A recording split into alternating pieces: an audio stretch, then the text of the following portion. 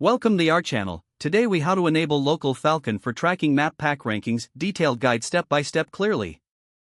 To enable Local Falcon for tracking map pack rankings, start by visiting the Local Falcon website. Sign up for an account if you don't have one yet. Log into your Local Falcon dashboard. Navigate to the settings section of the dashboard. Locate the Google My Business settings. Connect your Google My Business account if you haven't done so already. After connecting, find the tracking section. Select the option to create a new tracking project. Enter your business name or location to set up tracking. Define the geographic area you want to monitor. Choose your preferred ranking type, such as organic or map pack. Decide the frequency of the tracking updates. Click on Save to create your project. Now, return to the main dashboard.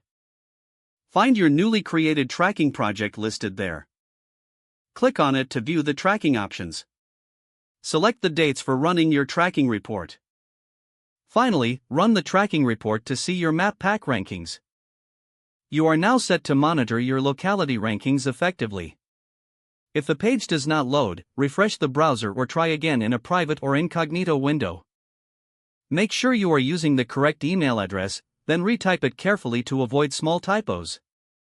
If your password is not accepted, use the reset option and create a new strong password you can remember. Check your spam folder for verification or security emails, then complete any requested confirmation steps. Enable two-factor authentication if available to improve account security and reduce unauthorized access risk. After signing in, review your profile details so your contact information and settings are accurate and current. If you see an error message, note it down and try again after restarting your device and internet connection. Log out when you finish, especially on shared devices, to keep your account and payment information secure. If the page does not load, refresh the browser or try again in a private or incognito window. Don't forget to like this video and subscribe to our channel for more step-by-step tech guides.